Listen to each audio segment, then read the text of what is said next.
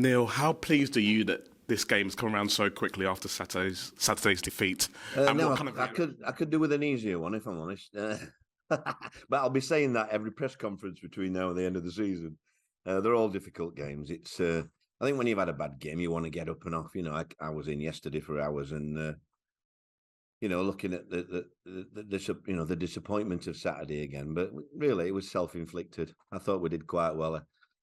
And I'm not into stats, but apparently, we did quite well in that first until we scored the goal. And I think it's probably been a consequence, really, of what's happened this season. The fact that, when the goals go in, I don't think it was so much the first one. The first one was so disappointing because we like I say, I thought we would with a better team. And to give them a goal as simple as that was, and I mean, nobody tries to make a mistake. But we really gave them the incentive then. And then the second goal really was the one that disappointed me more than ever because, it was like a pinnet in a balloon. And the second goal went in. And, you can't have that. But there were so many elementary errors in that second goal. I mean, it's trying to do whatever you can. I think it's something that I've just, for me, I'm sort of the leader, and I've just got to keep them going. Everybody can throw the towel in, but I'm not going to let them do that. I'm determined. While I'm here, that everybody's going to give everything, and they're going to try and learn from the mistakes. We made mistakes at Burnley, and I changed certain players because they didn't do what I wanted. And then we make certain mistakes in this game as well. So it is. I didn't think the injury helped us either. Early on, I thought he was doing quite well, Headley. I thought we looked quite balanced. But, you've got to get on with it. Everybody has problems. You described those mistakes as elementary. How do you go about addressing them? How do you... Well, you can't hear it. I'm afraid you can't do that. I can't tell a centre-half to miskick it back to his goalie or a young lad not to stop with his manner to throw in. It's a simple throw-in where they score from. I can't tell the goalie to come out another yard, and it's impossible to score from that angle. I mean, we are, we're doing what we can, really. I think it's just that the squad is what it is. I think it's a little bit imbalanced from the outside. But I don't want to get critical. It's not a time to be critical now. It's a time to roll up your sleeves and get on with it now. We have got what we've got. We're 7 points adrift. We've got a horrendous fixture list, so it can't get any worse. But there's a lot worse things in life, and we've got to just get on with it and try and give them something to shout about before the end of the season. We can upset one or two of the top teams in the next few weeks, and that's what we've got to do. You've conceded 8 goals in 2 games. Are you concerned players' heads are dropping too easily in matches? I think that's been a sort of a case all season, really. I mean, I watched a video game at Stoke, and I mean, even Blackpool, at 2-0 up, and the goal goes in and against 10 men, and it's something. There's certain elements of the mentality that you can't put into players. You get players in that have got that mentality, and we are short a little bit of that type of player. But we have got what we've got. They're genuine. Even on Saturday, it wasn't a lack of effort. It might have looked it later on at one or two lads, but it wasn't. It was just that mentally, one or two of them's not the strongest, really. So they've got to try and toughen up a little bit, and we've got to get on with it. On the broader sense of mentality, you might have seen yesterday the Liverpool-Man United match, and a lot of the commentators were saying Man United players' heads have gone. From a manager's point of view, how do you control that kind of mentality and that psychology from the touchline and post-match when you're going through a difficult period? I wish I was going through a difficult period as Manchester United are, if I'm honest. And, they just won a cup and having a fantastic record. But it just shows you, it doesn't matter what level it is. Mentality is very fragile in players. And that's what I found over the years. Some of the, what probably fans or journalists think are the strongest players are sometimes the weakest in the bunch. It never amazes, it never ceases to amaze me about the mentality of players. I've just got to try and get the best out of what I've got. If it's not good enough, it's not good enough. But I'm going to make sure that our fans know that every game between now and the end of the season, we're going to give our everything. And and that's all I've come in to do, really, to try and make sure that nobody leaves anything in the dressing room when they go out on that pitch. Finally, for me, after Saturday's game, you said the players have to show that they care to the fans. How can the fans galvanise the players, and how can the players reward? I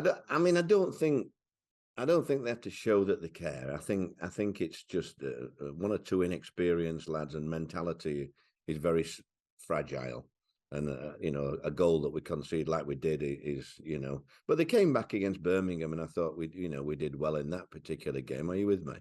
So it's just we've just got to get on with what we've got, and I think that there's so much that you can do, but when you've got a squad, and that's it, you can't change that squad.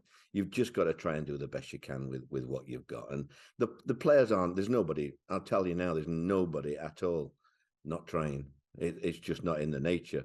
It's all upstairs in the mind, really. When you're winning, you're a yard quicker.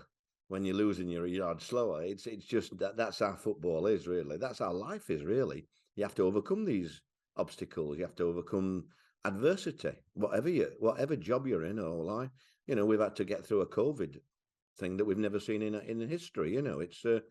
It's all about challenges, and what I'm doing to my lads is challenging the lads that are here now to stand up and be counted. That's all. And if we get B, we get B. But let's have a go. And let's try and get the fans. The fans they've been fantastic. Even Saturday. Listen, I would have gone home at 3-0 if I'm honest, but. I'd have probably gone for a takeaway at 3-0. But other than that, I think the fans have been fabulous. They've not been dissenting. They've been almost at 3-0. The fans were feeling sorry for us, really, and for themselves. And that's why we've got to, life's too short. You've got to get on with it. Look at my age. You don't know what's going to be there tomorrow. So I'm making sure that they give everything, and we'll try and give teams a game. Great stuff. Cheers, Neil. Good luck tomorrow. We'll come to Jamie Rayner from Radio Leeds, bottom left corner. Hi, Jamie. Hi, Neil. You all right? Yes, mate. Just on the point of the fans, how important is it that they're with you every step of the way, right the way through until the end of the season? How important will they be? I think when I first came, the response in the Birmingham game, I don't think we'd have got a result in that game if they hadn't been with us, because they never let us drop even when we conceded the goal, And I don't think they will. I think they understand, let's be fair, I think they understand the difficulty of the task that lies ahead. And whoever came in, I think would have a hell of a job on their hands. But I think it's only right that I can come into the end of the season to give the club a little bit of an adjustment, a little breathing space, rather than panicking and getting anybody else on board. Slow down a little bit, have a look at the situation, because, the squad, whatever division Huddersfield are in, the squad has got to, be changed in certain areas. And so it's one of those things, just, like I said on Saturday after the game, we've got to keep going. I won't let them slack off. And the fans won't. I thought the fans were very good Saturday. Like I say, stats were very good for us until we conceded the goal. And we've got to try and keep that momentum, because I thought we played some good stuff, in that first half. What can it do, that perspective, to not panic in what could be a pressurised situation that the club find itself in right now? Well, I think really everyone looking at the league table thinks we're down now, really. So I don't think there's anything, it's no good kidding ourselves in that respect. What we've got to do is not feel sorry for ourselves. And I've got to look in that dressing room, and if I feel anybody is feeling sorry for themselves, leave them out, bring somebody else in. Let's try somebody else. Got one or two lads I've not tried yet, so let's have a look at them. It's something. There's always something happening. You're playing for the Terriers. You're playing for the club. It's a fabulous club. They're really lucky, some of these lads. The contracts that they've got and the length of contracts as well. They've got to care. They've got to care like the fans who pay the money, work hard and pay the money and come in to watch every game. So, it's got to be a payback. They've got to, the minimum requirement is 100% effort. It up.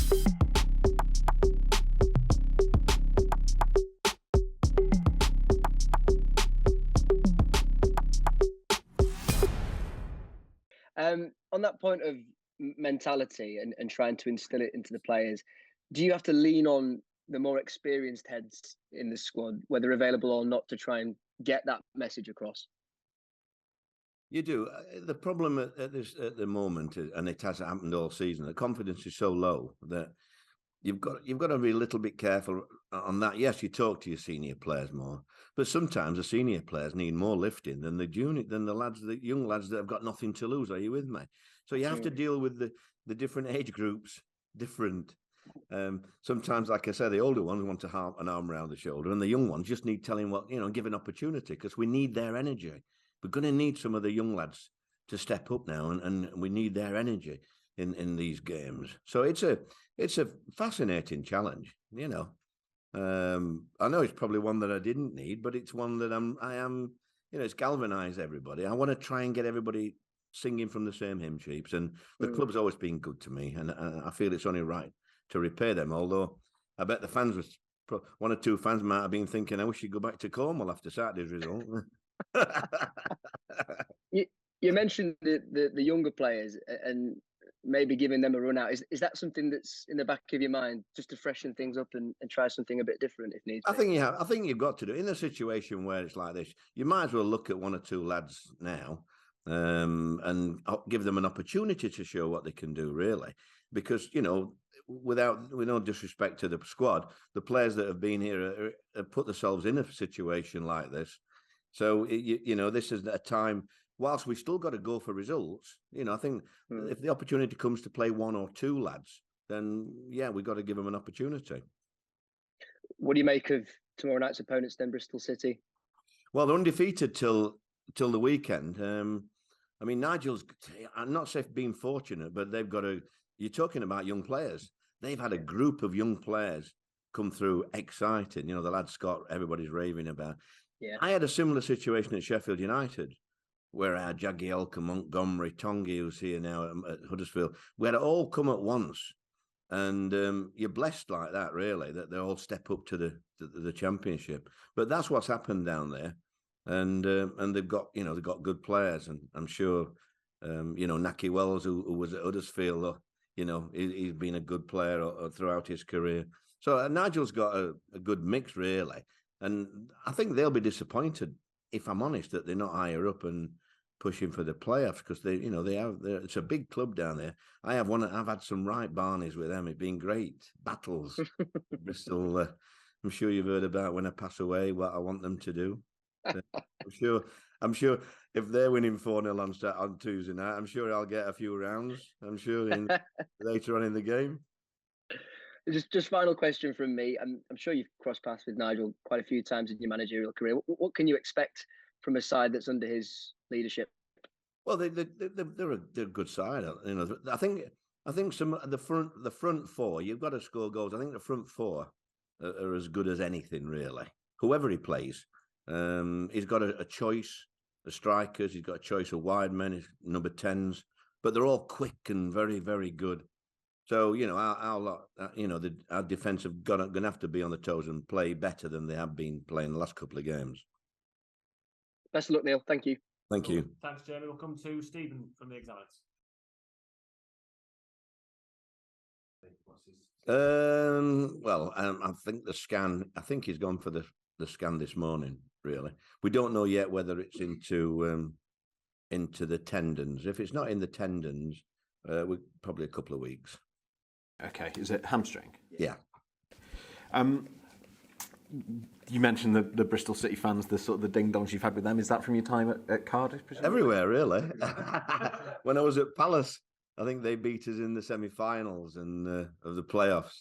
I don't know how we missed a penalty in about the 80th minute. Ben Watson, I can see him now missing it, which would have put us through, and then we ended up losing in extra time. But it's just a place. I've always liked Bristol. I think Bristol's a lovely city, and my daughter went to university there, so I used to go up there in disguise to see her at the weekends. But it's just good banter. I think you've got to have banter with fans, really. You mentioned as well the pressure that's on the players, but you're also saying you can't kid yourselves about the league table. Are you trying to sort of keep the table out of the players' minds, or You can't really.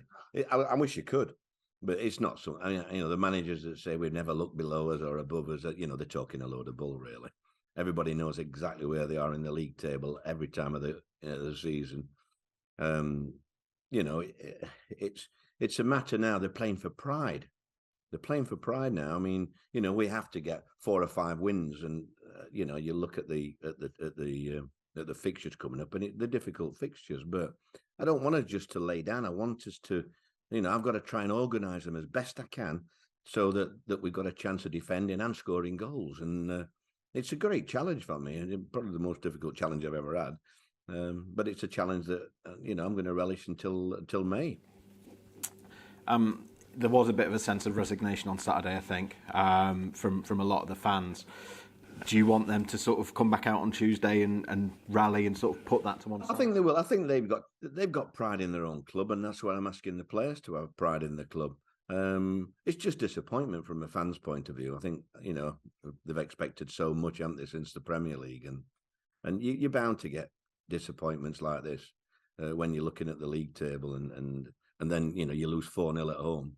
But as I've said, life's too short now. They're gonna. I'm asking them to come back and for the last, I don't know how many games we've got left at home, but get behind us and give us a that base to try and encourage the player, because they're so fragile at the moment. You saw Mark's comments. I think I thought we were, like I said, the better team, but we were low on confidence. He said, and he's right. Really, you can give them so much. But the fans are vital, really, to help us out in the last few weeks of the season. And if nothing else, as you say, it's pride, isn't it? Even if you can't get there, even if it does sort of keep going against you, every game needs to be taken as a chance. Absolutely, well, I've got to give 100%, and I think the fans know, because I'm here, that will happen. I don't think there'll be any lack of application. I think they know that I demand everybody gives 100%. As I've said, I'm disappointed that when you look at the goals, teams have not had to work for the goals. I would say 6 out of the 8 goals could have been prevented just by simplicity, really. And that's what really, I suppose, bugs you as a manager when you look at that sort of stat, and just elementary coaching, really. But we've had 2 weeks and we've not been able to instill that. The silly goals have come, kept coming. So we've still got to have a go, because I still want to win as many games as we can between now and then, end of season. And as you say, some of those errors, it's not just young players as you might expect. It's some of the older heads in the side are making those mistakes. Where does it come from as a manager is it just confidence? Is it hangover from last season? Is it the run of results? Is it a combination of everything? It's just making the wrong decisions, really. You just don't know what's going through the minds, if I'm honest. For one of the, I think the third goal, you've got an experienced player like Matty, and like Matty, who could have played a ball down the channel where Ungbo set off to run, and instead he plays it into a midfield player that's not expecting it, and bang, bang, bang, and it's a goal. I mean, that it's we've got to make teams work harder if they're going to score against us. But things like that happen, as you saw yesterday. Even the best teams have disappointments like that, where you can't legislate for the mistakes that reliable players usually make. That's all from me. Thank you. Best luck, Tori. Hi, Neil. After a game like Saturday, do you have to sort of concentrate on how good they were at 0-0 when confidence is as it is, or be harsh on, more emphasis on the mistakes? Stuart, you can't be harsh now. Yeah. The group of players that I've got, yes, if I think there's a rollicking needed at half time or something like that, then I can do that.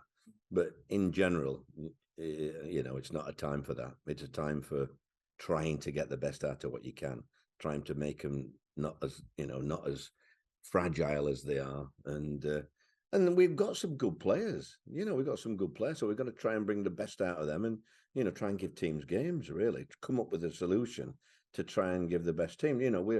we're very limited in certain areas to the type of player we've got, you know.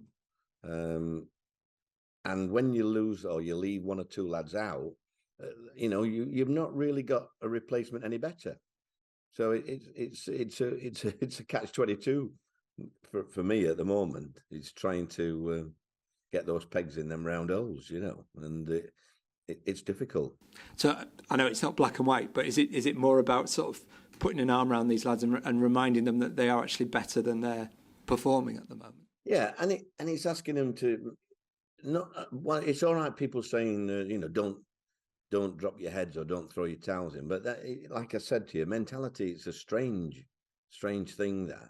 But I got to keep reminding them that they're playing for the crowd that pay the money to come here, that work hard and have got problems at home themselves.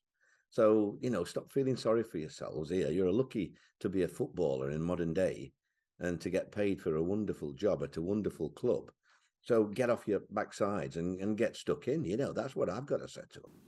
Do you think your sort of outlook has changed over the years in terms of the way you respond to defeats like this? Do you think maybe 20 years ago you'd have been more angry as time allowed you to sort of? I know what you mean. Not really. I mean, I don't think I've changed at all, if I'm honest. I think I might have, well, calmed down a little on the bench, but even then I'm still a little bit, you know. But no, I think it's even younger. Management's not just about playing and managing. You know, you've got to be a psychologist and everything as a manager. You know, psychiatrist. You know, and I think that's where people forget. You get qualifications for management, but unless you're in it, the degree that you're taught in the university is nothing like reality. And so, you know, there's times where you can roll out the best of players, but other times, you know, even the best of players need an arm round them. So it's just how I deal with it, really. I've been a psychologist for 50 odd years now, nearly.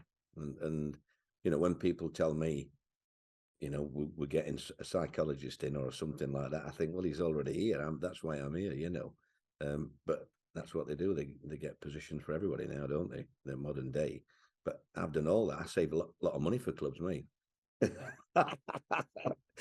Because I do 5 positions. Well, I was going to say some of the clubs you worked for, you'd have had to, wouldn't you? Yeah. And you've talked a lot today about pride. Obviously, you've managed so many games. Your legacy's not going to change by what happens in the next few weeks. But how much is it about pride for you every time your team? Absolutely, yeah. I mean, you know, it looked in a precarious way before I came, if I'm honest, and it would have been simple to stay at home, if I'm on. You know, when you look at the fixtures and the squad, you know, because the squad from the outside, when I looked at the games, it was obvious to me that, you know, there was a big problem in the squad, but that should never put you off, especially I think it's better at my age, really, when you've seen it all and done it all. You can come in and you've got a bit more of an open mind, and you know they need help, really. They don't need shooting and, you know, rollicking. So by all means, they've had a few rollickings, but at the right time since I've been here. But now it's a matter of trying to get the best out of them while I'm here and making sure that the fans are not let down. And that's what you know, pride, really. That's all it is. And it's pride for me coming back, you know, and my reputation, it won't get tainted by a relegation, because I think everybody knows, you know, the situation we're in. But, you know, we've got to ruffle a few feathers. We've got to get a few scalps between now and the end of the, you know, when I look at the fixtures coming up, and they say they're horrendous fixtures, but we can decide who goes up and who gets relegated. And, you know, we've got a lot of decisions that we can help. And that's what I want to do. I've always been a thorn in the sides, and that's what I want to be. And sort of the way you're operating now at this stage of your career, i.e. coming in late season for short bursts, does that maybe need slightly different skills because you don't have a transfer window to work with? Well, I think perfect. You're better off coming for the transfer window if you can. But no, I mean, it's just I've been asked a couple of times to help people out. Simple as that. People that I like, you know, Rotherham with Tony Stewart, who I always got on well with, Cardiff, Mehmet, the chairman, and now here with Dina. So it's just one of those things that I mean, when you look around, I'm not being disrespectful, but I don't think you could get anybody better than me coming in here if you were choosing somebody for the next 5 years. I once went for an interview at Derby. Was it Derby? Yeah, that's right. And I had a great interview, and I said, "Look, I'll get you up promotion next year, and then I'll help you find a manager." And the chairman is, he's good, and then he rang me up a week later and said, "Look, Neil, I'm sorry. I thought you were the best one for the job, but we're going in a different direction. We want a longer term policy." So I said, "Well, you own the club. You're quite right."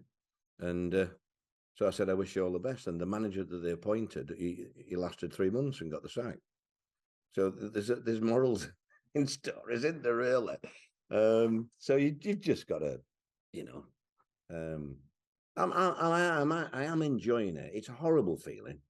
It's a horrible feeling to be in this. Make no mistake, I might be smiling here, but I'm gutted for the club.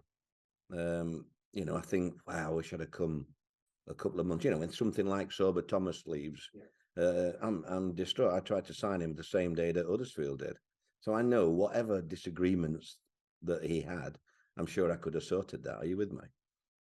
So things like that disappoint me, and I think I could have advised probably on a certain different sort of numbers in the squad in positions, because it is a little bit out of sync, really. But it is what it is now. So I've just got to be like a fan, really. I've got to pay my money through the turnstiles, come in, get me blue and white scarf around my neck, and do the best I can and get them going. And that's what I've got to do. I've got to conjure up some magic, really. And I think from memory, I think when you started at Cardiff, I think you brought in 3 free agents pretty quickly. Is this season too far gone for that? Yeah, I mean, I've had a couple of free agents who I've spoken to, but not in the positions I think we need. And it's pointless bringing somebody in for the sake of it. So, free agents at this time of the year, there's all reasons why they're free agents at this time of the year. Do you know what I mean? In general. Whereas at Cardiff, I knew Sol Bamba, I knew Junior Hoyler. Are you with me? I knew those lads. Yeah.